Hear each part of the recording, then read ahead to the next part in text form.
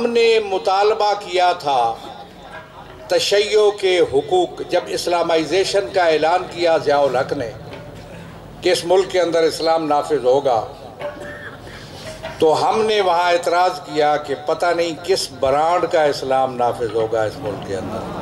میں کوئی سنی شیعہ کی بات نہیں کرتا، میں وہ بھی آپ کو بتاتا ہوں کہ اس مسئلے کو حل بھی ہم نے کیا ہے، میں نے کیا ہے۔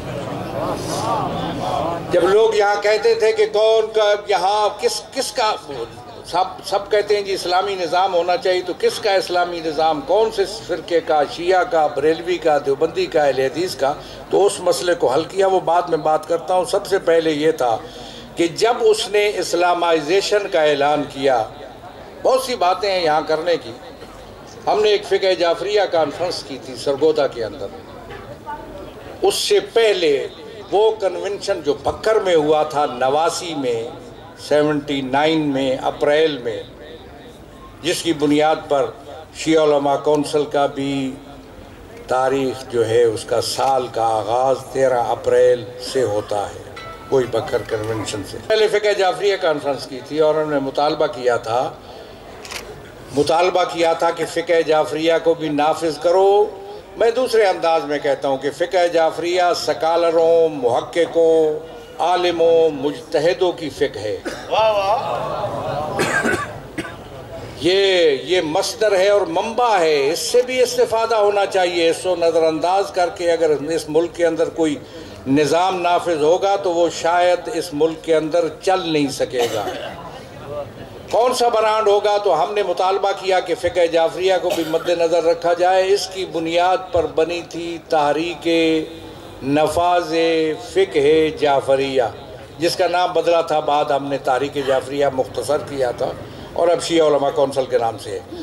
میں سمجھتا ہوں کہ اس میں جب ہمارا مطالبہ یہ تھا، لیکن غلط سمجھا، جیسے کہ غلط سمجھتے ہیں۔ ابھی میں تقریر کر رہا ہوں، یہاں رپورٹنگ کرنے والے کئی ہوں گے جو میری بات کو سمجھ ہی نہیں سکتے۔ میں کچھ کہتا ہوں، وہ آگے کچھ رپورٹ کرتے ہیں، وہ رپورٹیں مجھ تک پہنچتی ہیں، ان کو پتہ نہیں ہے، میں وہ رپورٹیں بھی مجھ تک پہنچتی ہیں۔ مجھ سے کوئی چیز مخفی نہیں ہے اس ملک کے اندر۔ لہٰذا ہم نے یہ مطالبہ کیا، انہوں نے یہ سمجھا کہ یہ لوگ شیعہ زکوٰۃ سے، انہی دنوں زکوٰۃ بھی نافذ کی تھی، انہوں نے زکوٰۃ کا آرڈیننس آیا تھا۔ ہم نے کہا کہ زکوٰۃ ہم دینے کے لیے تیار ہیں، اور اب بھی میں کہتا ہوں پاکستان کے شہری ہیں، میں اس ملک کا وارث ہوں، مالک ہوں، حصہ دار ہوں۔ اس ملک میں ہم رعایا بھی ہو سکتے ہیں، ہم حاکم بھی ہو سکتے ہیں، اور ہم اس ملک کے دوسرے شہریوں کے ساتھ شریک ہیں، سب کے ساتھ مل کے ہم نے چلنا ہے۔ زکوٰۃ اگر دوسرے فرقے اگر دے سکتے ہیں تو ہم بھی دے سکتے ہیں۔ ہم نے کہا تھا کہ زکوٰۃ ہم دیں گے، لیکن اس کے لیے ایک بورڈ بناؤ جو مستحقین تک زکوٰۃ پہنچنے کی چھان بین کرے۔ نہیں سمجھے وہ لوگ، اور یہی بات کی تھی مولانا فضل الرحمان کے باپ مفتی محمود نے بھی حکومت کو زکوٰۃ دینے سے انکار کیا تھا۔ صرف ہم ہی نہیں تھے، سنیوں میں سے بھی جو تھے وہ کہتے تھے کہ ہم زکوٰۃ دینے کے لیے، حکومت کو زکوٰۃ دینے کے لیے تیار نہیں ہے۔ ہم نے کہا ہم دیں گے، اور اب بھی میں کہتا ہوں کہ زکوٰۃ ہم دیں گے۔ غلط سمجھا گیا۔ ہمارے ہاں بڑا واضح ہے، زکوٰۃ کا منکر دائرہ اسلام سے خارج ہے۔ زکوٰۃ ضروریات دین میں سے ہے۔ ہر وہ چیز جو دین کا مسلمہ جز ہے، تمام مسلمانوں کے نزدیک، نماز ہے، روزہ ہے، حج ہے، زکوٰۃ ہے، ان کا انکار کرنے والا دائرہ اسلام سے خود بخود نکل جاتا ہے۔ اس کی بھی تھوڑی سی تفصیل ہے۔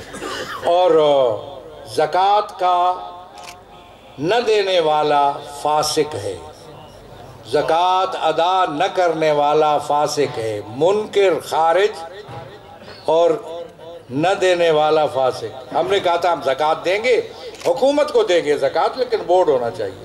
انہوں نے یہ سمجھا کہ شاید یہ زکوٰۃ سے انکار کر رہے ہیں، دینا نہیں چاہتے، تو انہوں نے شیعوں کو زکوٰۃ سے مستثنیٰ کر دیا۔ انہوں نے مستثنیٰ کیا، حکومت نے، ہم نے نہیں چاہا تھا۔